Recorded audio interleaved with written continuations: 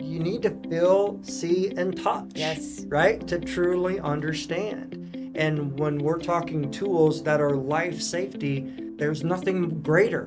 Yes. Like, that's where you spend your time and effort to understand, because if you don't protect the people at your facility, you're in trouble from the get-go. Yeah, this is fascinating stuff. I think what you guys are doing with regards to technology, the steps that you've taken to understand how to build what's actually going to work for these parks, and then implement it in ways, because you have been through many generations in the aquatic industry. Welcome to Live with Sondra. We're living in a moment where the attraction industry is being pushed forward faster than ever before. AI, data, automation, technology is moving at speeds we've never seen before. But underneath all of that, there's something even bigger happening. Legacy brands, the companies that help build the industry, are now being asked to evolve in real time, to move faster, to rethink operations, to modernize without losing the trust and foundations that made them respectable in the first place. And that's not just business challenges, it's leadership challenges. If you're thinking about what the industry is going to become in 10, 20, 30 years from now, today's guest is living that reality every day. Today I'm joined by Benjamin Strong, COO of Ellis Aquatic Innovation and Ellis International. Ben literally grew up inside this industry. He started working in aquatics at just 14 years old, learning from many of the pioneers who built the modern aquatics world from the ground up. Today, he's leading the next evolution of that legacy, scaling high-tech, data-driven, life-saving systems worldwide. But what makes this conversation interesting isn't just technology. It's the tension between honoring the past while building the future. Ben, welcome to Live with Sondra. Ben, welcome to the show. I'm excited to be here. Thank you for having me. Thank you for coming out here. Well, I'm hoping you're okay with me just kind of jumping right in. Starting at 14 years old in this industry. Yeah. And I know that this has probably just been a wild ride for you and such an amazing journey, but I'm hoping maybe you could stop or start us off with understanding a little bit about who you are, your companies, for those that maybe don't know, and maybe a little backstory.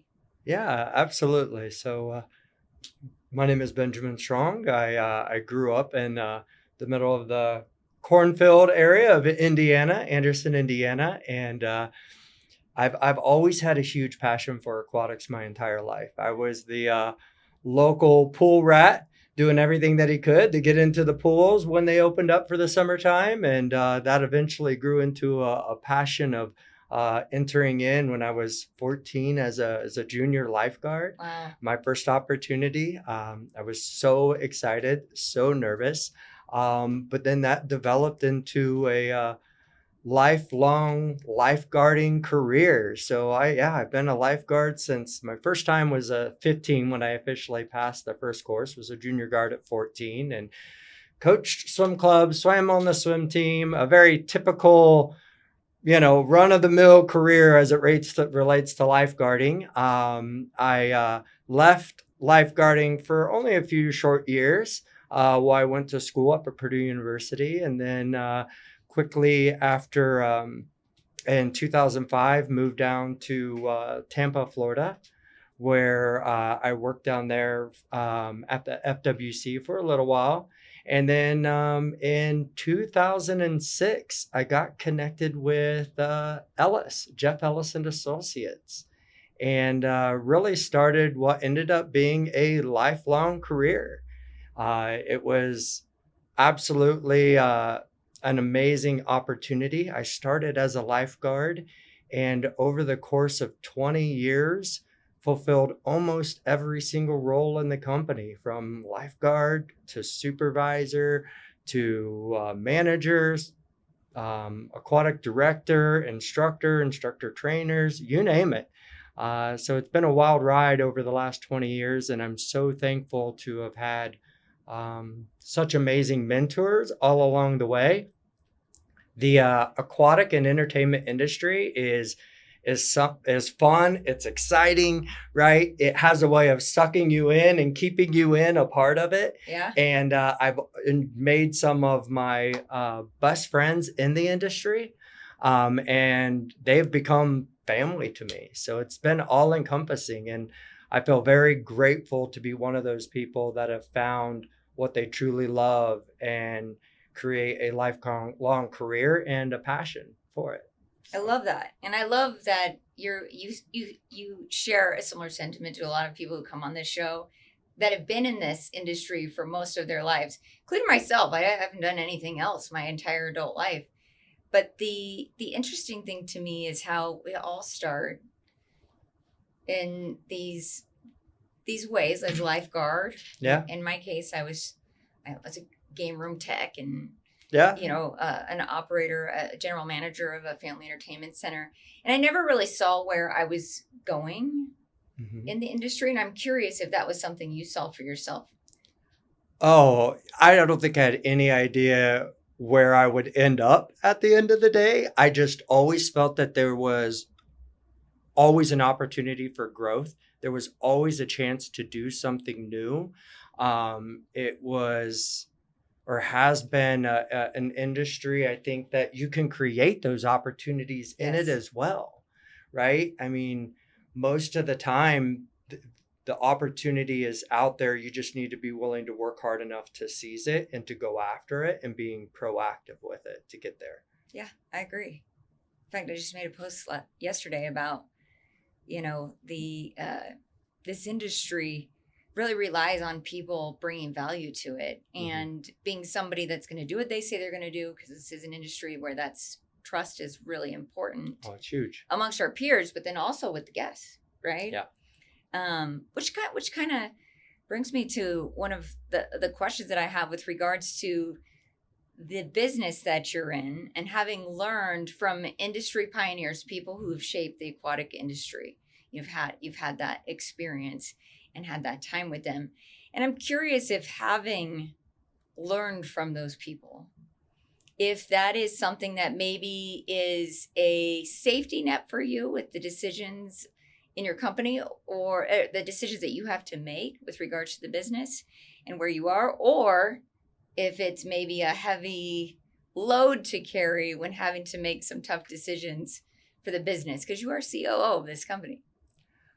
I would say it's a little bit of both. Okay. Absolutely. Have I benefited from having the opportunity to experience, to learn from really some of the founding individuals of the water park industry? I mean, it's not that old. It's only been around for about a little over 40 years, right? So some of the mentors and the people that I've met all along the way really developed what that means, and really what it means to service the people in a safe manner and ensure that everybody walks away healthy, happy, and they had a great and enjoyable day. And they set those standards really, really high. And they've imparted the knowledge, the understanding, and the skill sets necessary to do that on those around them. And they were always, I don't think I met any major leader in the industry that wasn't a good mentor. Right. I mean, they got into it themselves because they had a passion for people, those around them, and wanting to serve other people. And that inherently put them into a position to be a good leader and a good mentor. And they always found ways to impart that to those around them. And so as I developed and grew as a leader myself, and I still have a lot to learn. I don't think you ever stop learning along the way.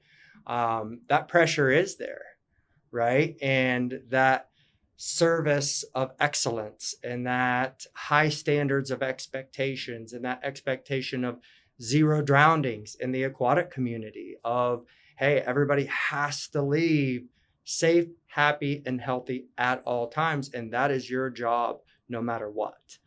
Does put a lot of pressure, but it also gives us a good opportunity to realize that there's always room for improvement. And there are a lot of different ways that we can use resources around us to improve upon that process and procedure, make it more effective. So as I step into that leadership role, I try to always remember, it's all about the people. It's all about finding new, better, more efficient ways to service those that enter into all of our parks. Well, and I'm sure that leads to a lot of innovation. Yes. And I'm hoping maybe you can speak a little bit to this life-saving technology that you're also pioneering in the space. Yeah. And maybe how that came to be, because I think, having also been in the industry for 25 years, we are always seeing an evolution of solutions that are needed for operators. And I think this question is maybe twofold, because I'm sure like me running a tech company, there's been many times where I go into one of our parks and realize that some of these parks are not only drowning in operational friction, but sometimes even system friction. Mm-hmm. And I know that is something that you want to tackle with this technology. Absolutely. I'm so extremely excited to talk about this, to be honest, because it's been a passion of ours for 8 years and running. And it all came about because at the end of the day, at our heart, at our core, we are operators. We are lifeguards. That's what we grew up doing. And that has given us the ability, insight to understand all of its challenges, issues, and problems. And the reality of it is the industry is changing. Whether we want it to change or not, it is changing around us. And those jobs, those important duties and responsibilities that we have are getting harder and harder to meet and fulfill. Whether it's staffing challenges and reduction, the quality of staff, length of training, obligations to it, the complexity of the attractions. Think how much they've developed and grown over the course of the last just 20 years alone. It's been immense and it's been exciting, but all of those changes force you to change your training protocols, your curriculum, how you operate. That whole dynamic has shifted within our industry. And the writing was on the wall a decade ago. It's changing and we have to evolve and change with it. And the question was, how? How are we going to evolve and change? The reality of it is, as we sit today, I really do feel this way, that most of the world out there from a lifeguard and safety perspective is really operating the same way they did 40 years ago.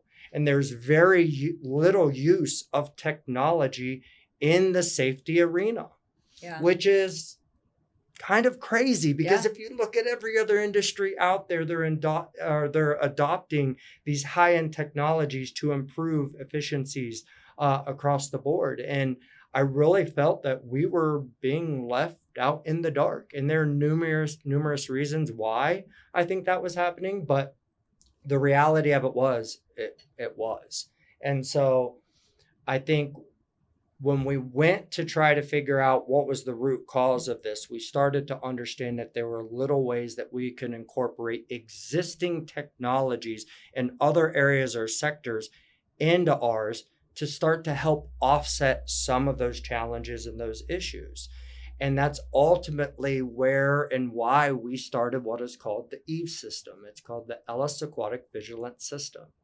And the purpose of that system is to provide an additional set of eyes, right? An additional viewpoint for the lifeguards that are currently out on deck, responsible for the safety and of all the patrons that visit the facility, that enter into the bodies of water and need to exit safely and be watched over and protected throughout that entire time.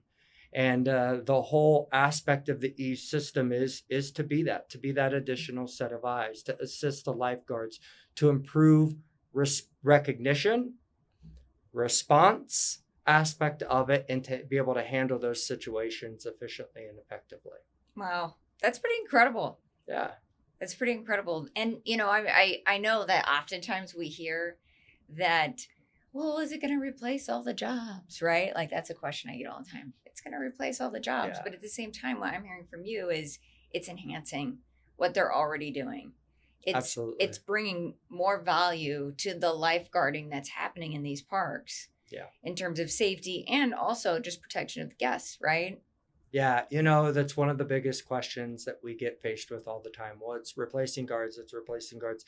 That's not the intent or the objective in any way, shape, or Sure. form. It's to allow us a little bit more flexibility with how we utilize those team members, right? So that we can be more efficient and effective. And we talked about some of those changes that are happening in our industry, the reality that we're faced with every day. I don't know any facilities on a global scale that do not have staffing issues and challenges. And of the last 5 to 10 years, I would say so many times, most of those parks, most of those facilities and operations can't operate all of their attractions at the same time because they can't get even enough team members to operate them Yes. safely, or they limit those operational hours. Park district after park district around this country limit pool hours because they physically cannot staff them. So this isn't about replacing guards in any way, shape, or form. It's about how do we utilize technology so that we can operate them the way that we need to, the way we want to, the way the public wants to, right? And then at the same time, enhance safety. The job duty of a lifeguard is so difficult and challenging. It is. I mean, it is tireless work. Yeah. It's exhausting. You're out there in the elements day in and day out. You're dealing with all different types of personalities and patrons and guest interactions, and the demands of that job are only increasing. They're not lightening, right? And as a result of all of those challenges, the lifeguards need a tool to optimize their responsibilities as much as possible. They need somebody behind the scenes that can be that support Sure. when they get overloaded. And that's what the system really does help to do. Along with that, it does help to identify those challenges. It is really difficult. It can be really difficult to identify an individual that's in distress when you have a few hundred people or a few thousand Yes. people in your park and a million things are going on, and you're trying to identify that one individual in the midst of thousands, right? And when signs and symptoms of distress vary greatly, having a system that can help identify an alert and say, hey, pay attention over here. There's something not normal. There's something not right. Alert, focus over here. That's a huge, valuable tool. And I don't know why anybody that is interested in safety would shun that potential. Sure. And I appreciate you taking us through that scenario, because that was a question I had for you, is like, what does that look like? But that was a great visual on, being able to manage in such a huge situation. You're right. 500, you have hundreds of people in a wave pool. And I've often thought about what that must feel like, or how stressful that is for the lifeguards that are on duty. I mean, I have kids who I'm in this, and I know I mentioned that I started in family entertainment, but my first Gatemaster client was a water park. That's how we ended up in water parks.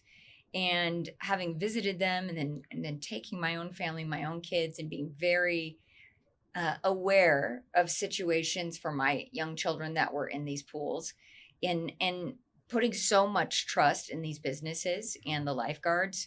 I can see so much value in what you are doing with this technology. Now, but it does pique my curiosity. What would keep a water park from wanting to have something like this today? I think there are a lot of misperceptions about what the system is and its intent. And like with anything, right, there's probably a lot of apprehension because of those misperceptions, Sure. right? Immediately, as you said earlier, like, hey, it's removing lifeguards. Well, no, that's not the purpose of it, right? So let's talk about what that purpose is, right? And we try to always invite individuals within our industry to come see it. It is one of those things.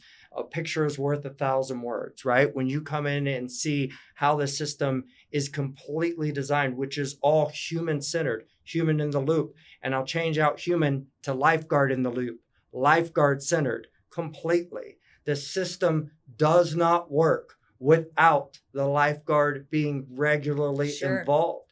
It can help identify somebody in distress. It can identify a problem that is happening in a body of water.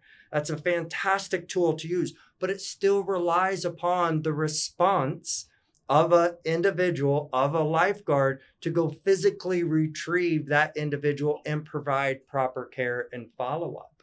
So I think it's because of those perceptions that are out there right now that we need to start breaking down those walls and barriers. And I'll be honest, everybody that walks through the door is always immediately blown away. They're like, wow, this isn't what I thought. I understand, right? This does bring huge value. And it's not just huge value to those that don't know about its capabilities or what it does. It's huge value to us. The Ellis organization has been training lifeguards for over 40 years. Over 40 years, wow. Right? That's incredible. But we are learning so much more about what the drowning process is, what it looks like, the timeline that it happens, because the utilization of this technology, it is fundamentally going to change the entire aquatic industry. I have zero doubt about that, because we're learning so much more every day, because we're able to now aggregate all of the data, all of that information. We have over 25,000 real life rescues recorded and documented. These are not staged rescues. These are real people in distress of all ages, shapes, sizes, ethnicities, and all different types of attractions, from your flat water, typical 6-lane lap pool, to your wave pools and lazy rivers and flow riders. I mean, all of these different slides that we have out there nowadays. And that information and data is critical to the evolution of our entire industry, to the way we design rides, to how we respond, to our own training content and curriculum, which is currently under review for integration of all of those learnings that we've had. How do we bring that back and change our own content and curriculum that has been successful for 40 years, but the reality of it is it needs to change and evolve as you learn more information moving forward. Well, and I think that's so interesting. You brought up the data, because I often have this conversation with the parks that I'm working with, and we're on ticketing side. So, yeah. But so many of them haven't had the right information to make decisions. And I think that's what I'm hearing from you right now, is that as you've developed this program and you've been able to learn from the data that's being collected, you're able to enhance the processes that save lives. And I think that's also a big misconception in the industry, because a lot of times, we get asked about like the data being used for surveillance. And I'm a big fan of we only use the data that we need to enhance the guest experience. Yeah. There's just things we don't really care about. Yeah. And it doesn't matter. It's not going to affect the guest experience. But what we do want to collect is data that can help these parks make better decisions. And that's what I'm hearing from you.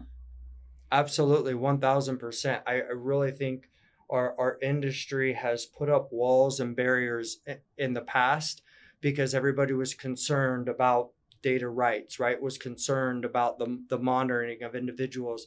The reality of it is we need that information to be able to evolve and to figure out how we integrate new technologies to be successful. And I think that where we're headed, there's so much information, connected systems from the second somebody walks into the park to the moment that they leave, that there's so many opportunities to pull that data and information, analyzing it for that safety and health of the guest, right? And that's where it all stems from. And without the data sets that we have now, we wouldn't have been able to evolve and change. There's no doubt about it. And I always tell people, or patrons, when they ask about the system, because they do get excited. Initially, when we started rolling this out, we thought, man, there's going to be a lot of apprehension. We're monitoring everybody in the bodies of water at all times.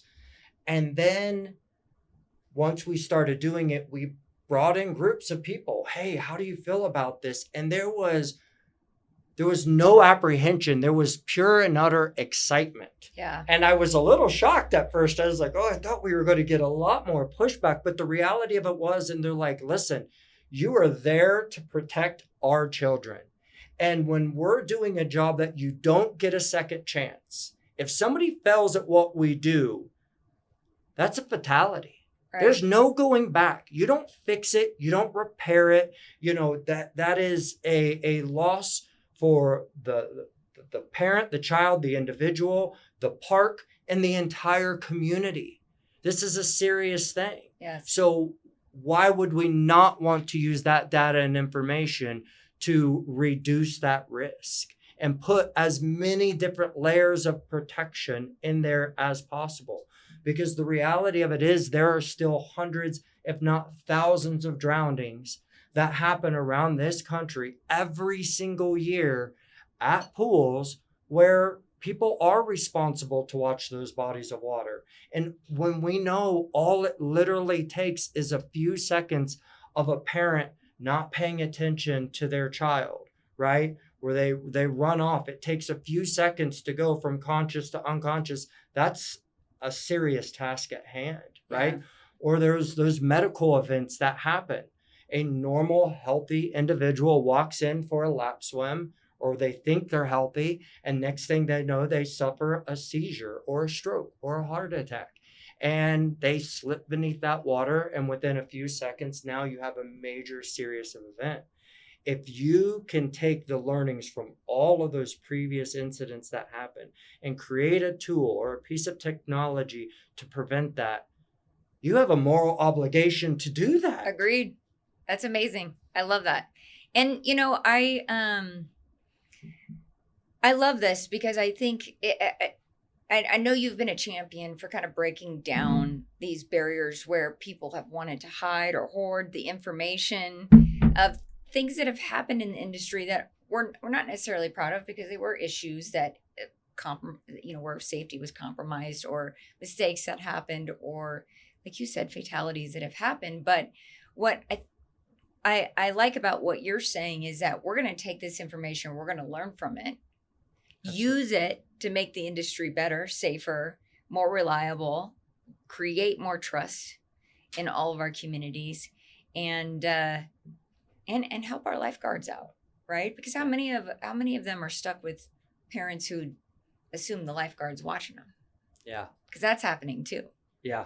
Oh, more and more every single day, unfortunately. Yeah. I think a lot of individuals a lot of parents walk into the facilities with that false sense of, hey, they're just going to deal with it. I don't have to. I'm off the clock, right? And that puts a lot of other additional stress on our team members, yes. Right? Because it's not just the in the water aspect of the rescues and the near drownings, but it's also the amount of rule enforcement that has to happen, right? And all that. So unfortunately, I think that is a part. When on your earlier comment about some of the major failures and the data aspect of it, I would say that we're going to take a quick moment because conversations like this just don't happen by accident. Our Live with Sondra series brand partner, Water Technology Inc., is helping operators around the world turn vision into fully realized aquatic experiences. From early concept to master planning to design, engineering, and project execution, their team brings together architects, engineers, designers to build environments that are intentional, immersive, and built to perform. What I love about WTI is this: they don't just design water parks, they design how people experience them. Every detail is thought through, from guest flow to water quality to the emotional connection a space creates.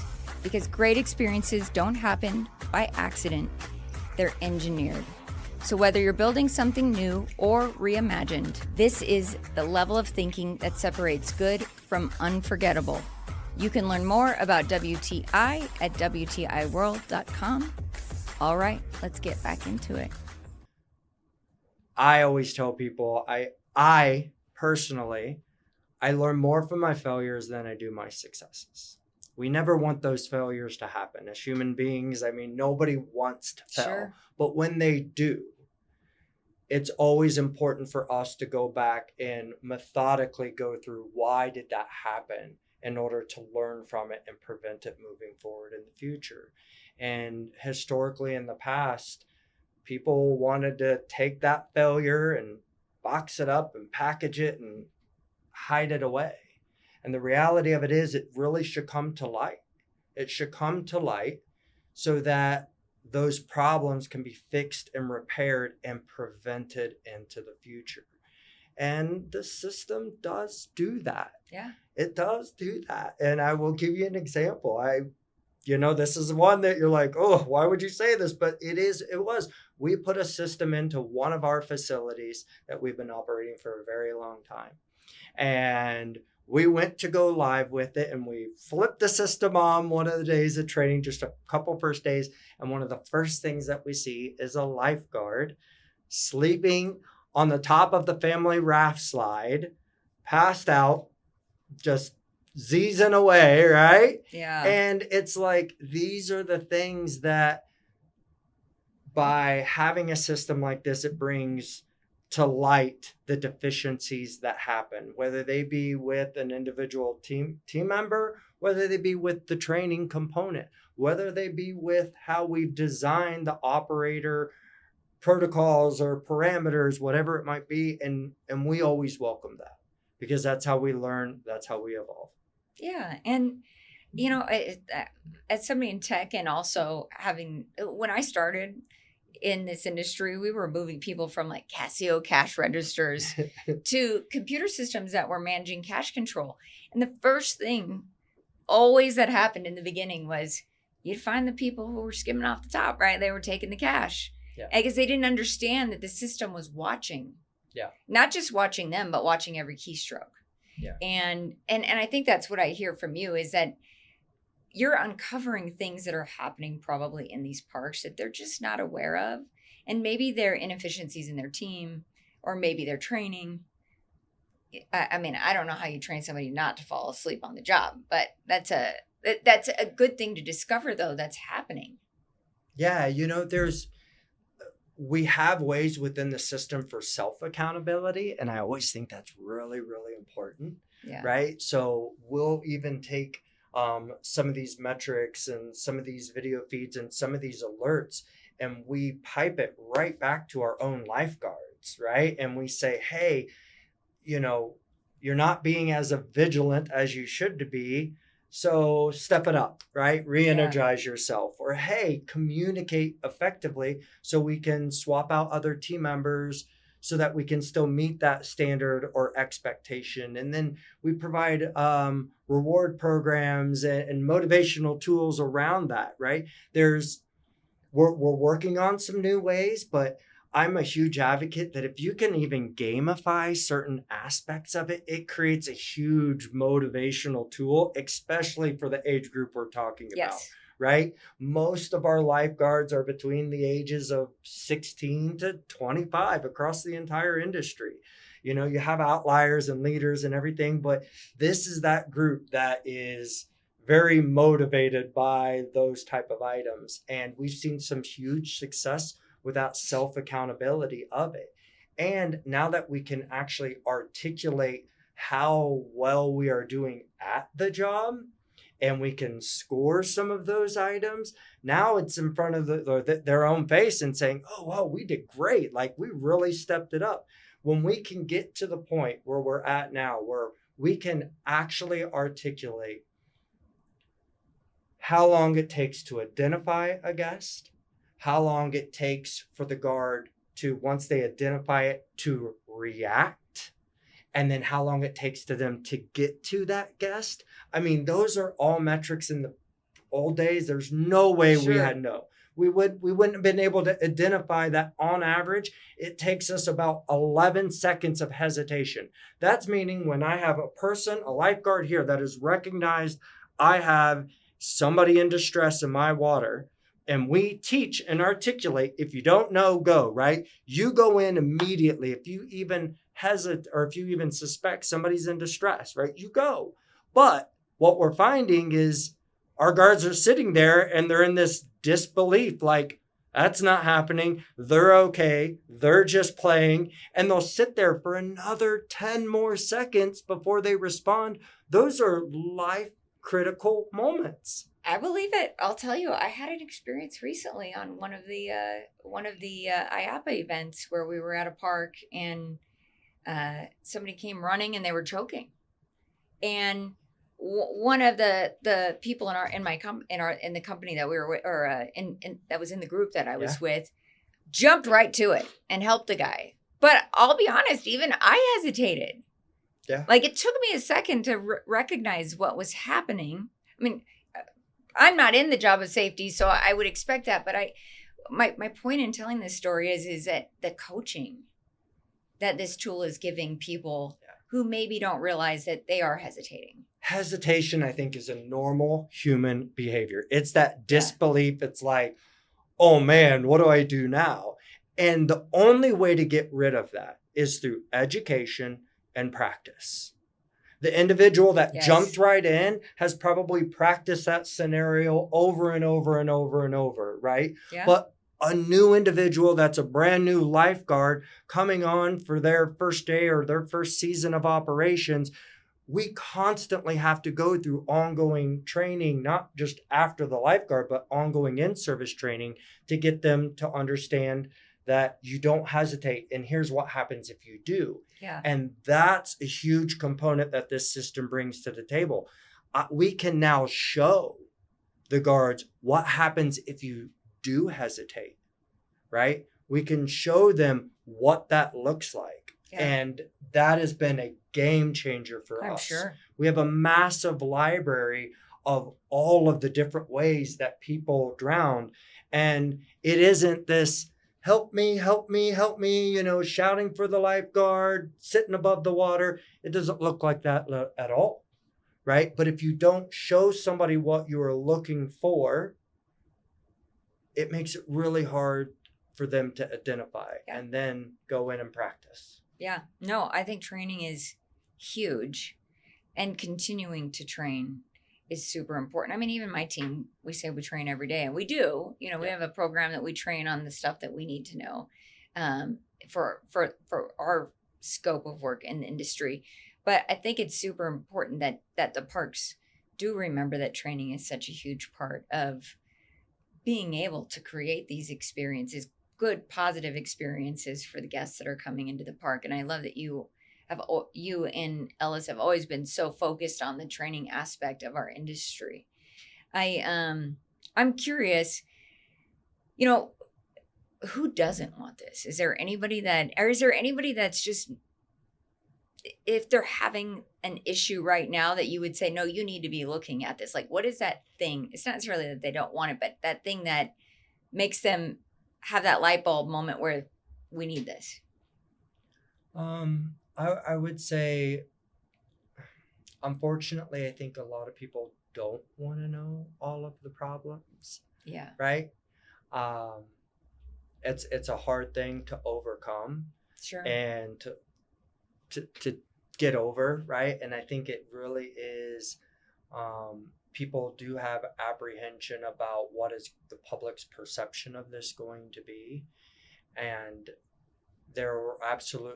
you overcome that through education. You overcome that with welcoming people in. Behind the scenes, we do that all of the time. We work with different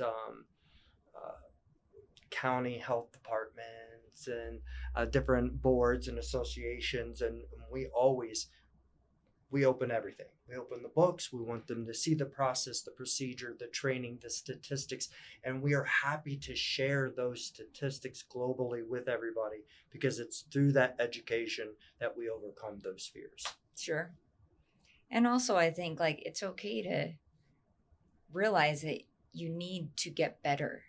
Yeah. We have to continue to develop as an industry, and that includes learning about technology, right? We were having a conversation a little bit earlier before we started this show, and I want to kind of go there a little bit about how, I mean, I know from where I'm sitting, it's been very difficult to educate operators on technology because they're not technical people.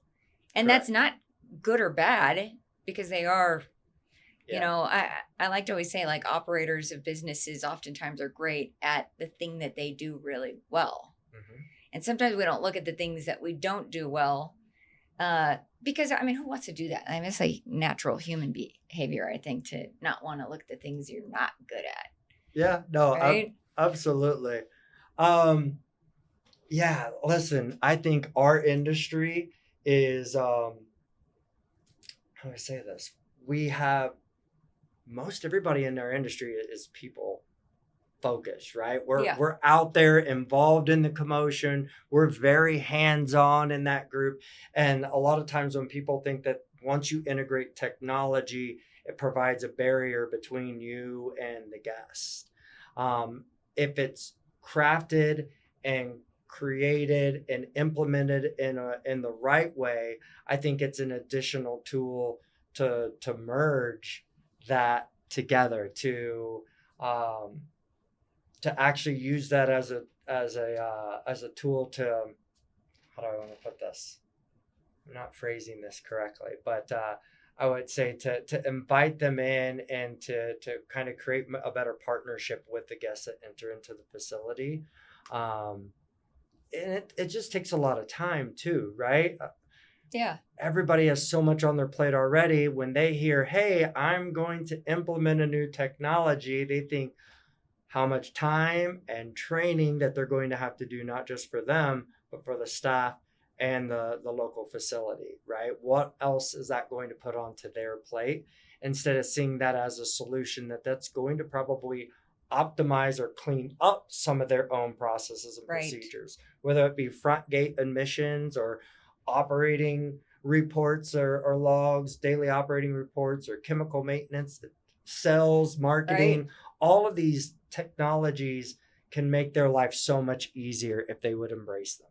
I agree. I can't tell you how often, and I'm sure you probably experience this too, where you go into an operation and they're completely drowning in operational processes that aren't efficient. That's a much better way than what I was trying to Doing put things it. the old way, right? Yes. Because we get that a lot too. Like, well, we've always done it this way. They're over their heads right now. Yeah. Right. And they see that just as adding another thing on top of it instead of finding a better way to do their existing process and procedures. And automation is going to have to happen within certain areas of our industry in order for us to be successful. Yeah. Everybody's already overworked and underwater, as you put it. Yeah, I agree.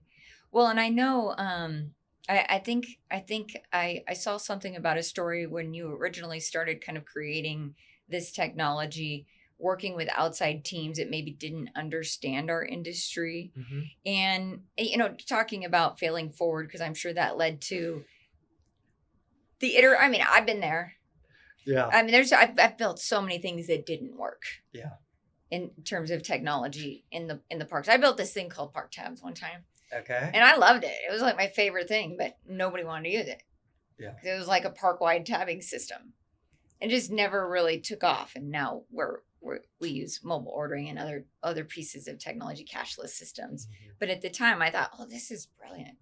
But, sometimes those ideas aren't a great fit for the industry, or maybe we're not dealing with, and I think this speaks to the AI. So many people say to me all the time, what are you going to do when AI starts coding everything? Well, it's going to be very difficult to do without somebody who understands the operational processes that need to happen or the safety side of the business. Like, it's going to take people of this industry to work with the AI to even make it work for us. 1000%. I couldn't be more on your page. Yeah, I'll be honest. When we first went down the path of trying to develop the Eve system and to understand all the components that would need to come in order to make that happen, we first initially took the concept or ideas and we took it to other tech titans around the globe, really. Sure. And we said, hey, here's our idea. Here's what we want to do. How can we make this happen? And I will say for the first few years, it was extremely challenging because they would come in and they would do an analysis of pieces of components and pieces of the technology that would need to be implemented at the properties. And we did it. And we followed their advice and we followed their guidelines. And they never quite could grasp or understand the severity of what we do. The fact that, within our video surveillance aspect and system, that we can't afford a 3-second lag in video feed or any downtime or latency or pixelations, because when I only have a few seconds to get to that individual in the first place, those things are critical failures from the get-go. And it was so hard to get them to understand all of the nuances and challenges that we deal with as lifeguards, from glare, water turbidity, patrons, themings, attractions. They just became overwhelmed. And it was a lot of failures. We had a lot of failures, and I'm not afraid to say it, along the way in those learning opportunities, to the point that we said, enough. We understand our industry. This is our lifeblood. This is what we do day in and day out. We're going to learn that side of the industry. And we did. And we learned all about conduit and cabling and fiber and networking and video surveillance and AI and coding and technology and all of those other things. And we're still learning every single day. And we still have some great titans in the industry and partners that are guiding us along that track. But we decided to bring it all in-house because we understood the ramifications of what happens if that does not work at all times. I mean, I think it's interesting because a lot of the tech industry doesn't necessarily understand what chaotic environments with thousands of people. I've been there too, even having to put my developers behind a ticket counter or a food stand where you've got lines of moms and hangry kids, and how mission critical it is for those businesses to have a smooth process. And it's everything. And the technology should be supporting that, not getting in the way of it. And I think it's a great share to say that there are failures that happen in technology, because I think that many of our parks are seeing failures in their technology that they currently have today, and they just need to find the right partners. Yeah. And it is finding the right partner. A lot of the existing parks out there, the infrastructure wasn't set up in the first place to adopt all of these new technologies. So it's almost going back to the very beginning and looking at that infrastructure, implementing it. And then, as you said, finding the collective partners that can work together. Because the reality of it is a lot of these systems do need to connect to be successful. The more they can connect and talk to each other, the easier it'll make the operators, the faster the flow through will happen with the guests. To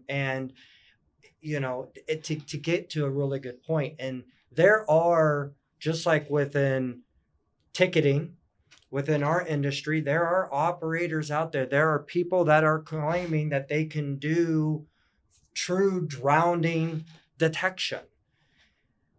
We've been through the industry forward and backwards and left and right so far, and there are a lot of misconceptions as to what that means out there, and that's a challenge for us as well too, to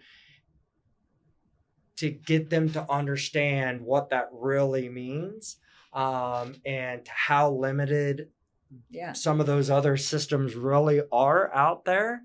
And they all have value in their own ways. So I'm not trying to lead any negativity here, and they've all but vaporware is real. Yeah.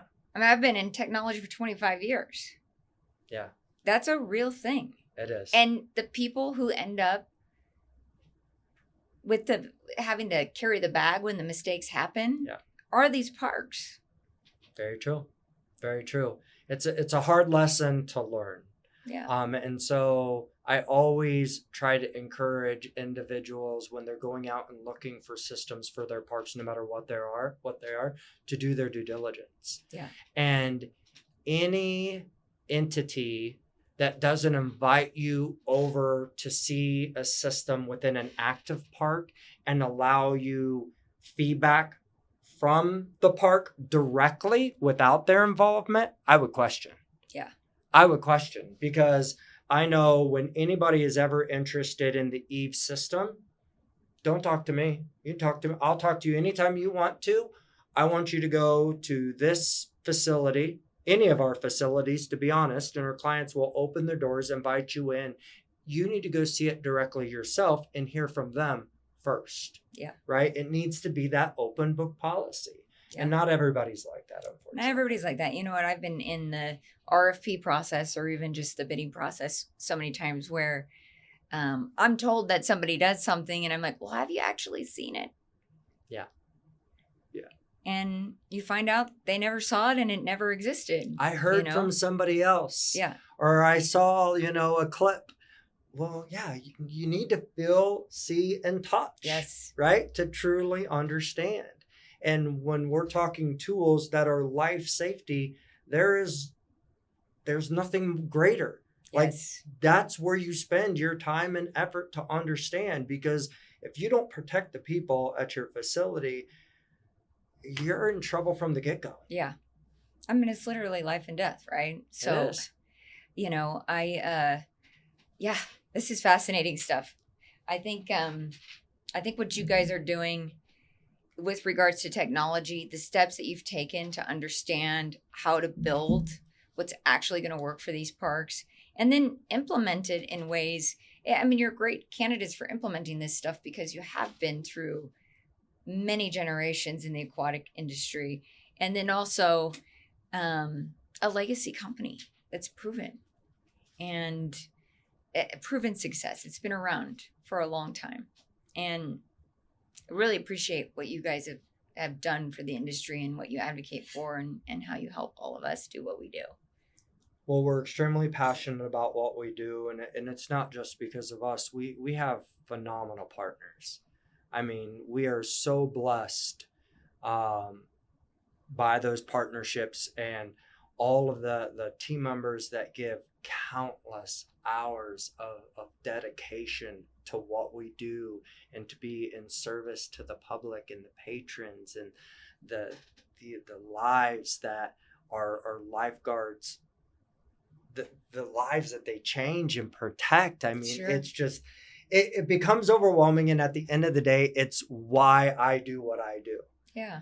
I will work all day, every day, because it's not just work. It is my passion. It is my hobby. And I am one of millions within our industry that are just like that. They just want to help. Right. And it's a noble cause, and it's a great industry to be in. And I wouldn't change it for the world. It's the best industry. Well, before I let you go, if there is a park that's maybe drowning in operational processes or systems that aren't working, what would maybe be one thing that you could give the audience today that they could do tomorrow to improve things? What would be that one thing? I would say don't be afraid to go out there and find let's see, how do I put this? I'd say don't be afraid of change. Welcome change, because it's the only way to improve for the better. And don't be afraid to try something new. Yeah. Don't be afraid to try something new. I love that. Also I think kind of speaks to don't just get comfortable. You can't get comfortable in this industry. Yeah. No, you can't. You'll get passed by in a heartbeat, without a doubt. And there's a lot of facilities that have closed or are closing their doors because they were afraid to evolve. They were afraid to change, and are too stuck in their ways. The industry's changing whether they want it to or not. So you got to get on board at some point. Right. One of my mentors has a saying that comfort is a dream killer. So to your point, those parks that are closing down because they're not willing or open to change, right? It's super important. I mean, we have to be changing as people in the industry. We do. I've been very lucky because I've had a mentor throughout my life, and Mr. Ellis, Jeffrey Ellis, the CEO of the brand and the company, he's been about change from day one. He's always been about things have got to evolve, and he's always been supportive of that, whether it was the introduction of oxygen and AEDs into our industry. He was the individual, raising the red flag and the banner and pushing that evolution, because he realized long ago and instilled that into all of us. You have to evolve. It doesn't matter how good your product is.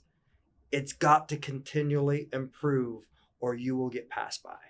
Yeah, I agree. Well, I'm going to ask you this last question. All right. Scuba diving. I love scuba diving. What is it? Are you scuba diving, skydiving, or are you jumping out of planes? I hear. I am. I love the thrills. Kiteboarding, skydiving, scuba diving, anything and all thing extreme sports. I'm in. And a big family, 19.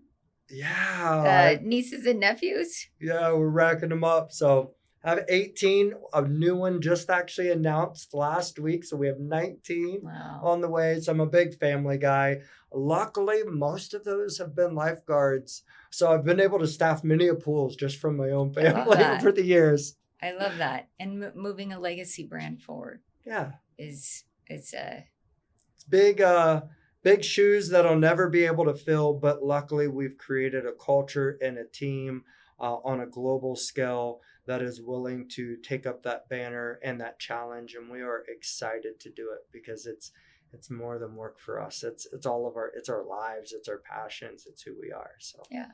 Well, thank you so much for being here and for your time and all that you've shared with us. And I know I'm going to be better after this conversation. So I hope the audience feels the same way.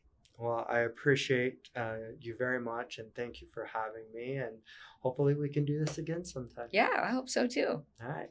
Thank you. Thank you. We're entering a new era, an era where destinations are designed for emotion, engineered for scale, measured for revenue, and amplified globally. The parks that thrive won't be the loudest, they'll be the most intentional, because experience is no longer a decoration, it's a strategy. And strategy doesn't stop at marketing, it extends into infrastructure, into engineering, into partners that help you choose what's possible to build. That's why conversations like today and firms like Waterpark Technology Inc., who are engineering the next generation of aquatic experiences, matter. The future isn't just filmed, it's built. To every operator, engineer, marketer, and visionary watching, the next decade of the industry is being designed right now. Make sure you're building it on purpose. I'm Sondra, and this is Live. If this conversation resonated with you, subscribe to Live with Sondra. We bring together leaders building the future of destination experiences. Follow, share, and stay in the room.